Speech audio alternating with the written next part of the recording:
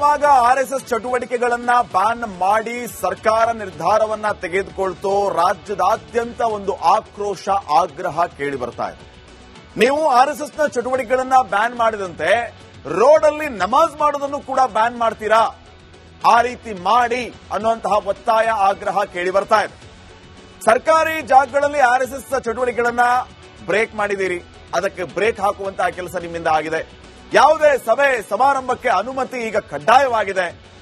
ಸರ್ಕಾರಿ ಜಾಗಗಳಲ್ಲಿ ಆರ್ಎಸ್ಎಸ್ ಚಟುವಟಿಕೆ ಮಾಡುವಂತಿಲ್ಲ, ಹೌದಾ? ಇದೇ ರೀತಿ ಈ ನಿಯಮ ಎಲ್ಲಾ ಧರ್ಮದವರಿಗೂ ಕೂಡ ಅನ್ವಯ ಆಗುತ್ತಾ ಅಂತ ಈಗ ಸರ್ಕಾರಕ್ಕೆ ಪ್ರಶ್ನೆ ಮಾಡಲಾಗ್ತಾ ಇದೆ. ನೀವು ಎಲ್ಲಾ ಕಾರ್ಯಕ್ರಮಗಳಿಗೆ ಅನುಮತಿಯನ್ನ ತಗೋಬೇಕು ಅಂತ ಹೇಳಿದಿರಲ್ವಾ?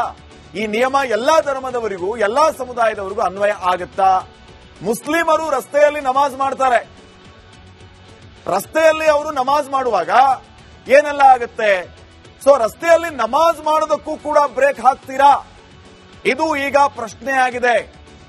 ರಂಗ ಪ್ರವೇಶವನ್ನ ಮಾಡಿರುವಂತದ್ದು ಈಗ ಬಸನಗೌಡ ಪಾಟೀಲ್ ಯತ್ನಾಳ್ ಅವರು ಈಗ ಸರ್ಕಾರಕ್ಕೆ ಈ ಎಲ್ಲ ಪ್ರಶ್ನೆಗಳನ್ನ ಮಾಡ್ತಿದ್ದಾರೆ. ಹಾಗಿದ್ರೆ ರೋಡ್ ನಲ್ಲಿ ನಮಾಜ್ ಮಾಡೋದಕ್ಕೂ ನೀವು ಬ್ರೇಕ್ ಹಾಕ್ತೀರಾ ಅಂತ ಪ್ರಶ್ನೆ ಮಾಡಿದ್ದಾರೆ.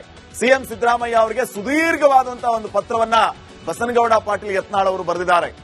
ಹೊಸ ತಿರುಗುಬಾಣ ಪ್ರಯೋಗಿಸಿದೆ ಹಿಂದೂ ಹುಲಿಯ. ರಾಜ್ಯ ಸರ್ಕಾರದ ಆಶಯ ಎಲ್ಲರಿಗೂ ಕೂಡ ಅನ್ವಯ ಆಗಲಿ. ನಿಮ್ಮದು ಆಶಯ ಅಲ್ವಾ ಇದು? ಇದು ಎಲ್ಲರಿಗೂ ಕೂಡ ಅನ್ವಯ ಆಗಲಿ. ಸರ್ವ ಜನಾಂಗದ ಶಾಂತಿಯ ತೋಟದ ಆಶಯವನ್ನ ಎಲ್ಲರೂ ಪಾಲಿಸಲಿ. ಒಬ್ರು ಇಬ್ರು ಆ ಸಮುದಾಯ ಈ ಸಮುದಾಯ ಯಾಕೆ, ಎಲ್ಲರೂ ಪಾಲಿಸಲಿ. ಸಾರ್ವಜನಿಕ ಸ್ಥಳಗಳಲ್ಲಿ ನಮಾಜ್ಗೆ ಅವಕಾಶವನ್ನ ನೀಡಬೇಡಿ ಅಂತ ಬಸನಗೌಡ ಪಾಟೀಲ್ ಯತ್ನಾಳ್ ಅವರು ಈಗ ಪತ್ರವನ್ನ ಬರೆದಿದ್ದಾರೆ.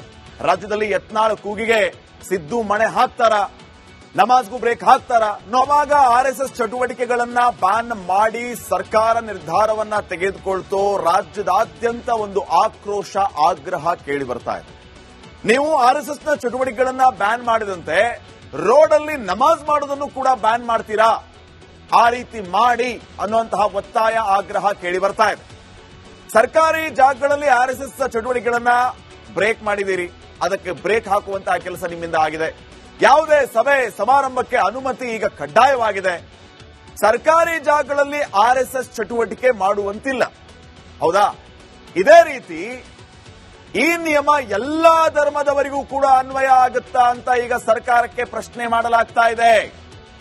ನೀವು ಎಲ್ಲಾ ಕಾರ್ಯಕ್ರಮಗಳಿಗೆ ಅನುಮತಿಯನ್ನ ತಗೋಬೇಕು ಅಂತ ಹೇಳಿದಿರಲ್ವಾ?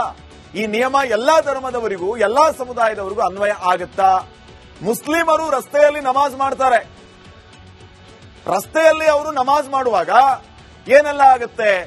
ಸೊ ರಸ್ತೆಯಲ್ಲಿ ನಮಾಜ್ ಮಾಡೋದಕ್ಕೂ ಕೂಡ ಬ್ರೇಕ್ ಹಾಕ್ತೀರಾ? ಇದು ಈಗ ಪ್ರಶ್ನೆ ಆಗಿದೆ.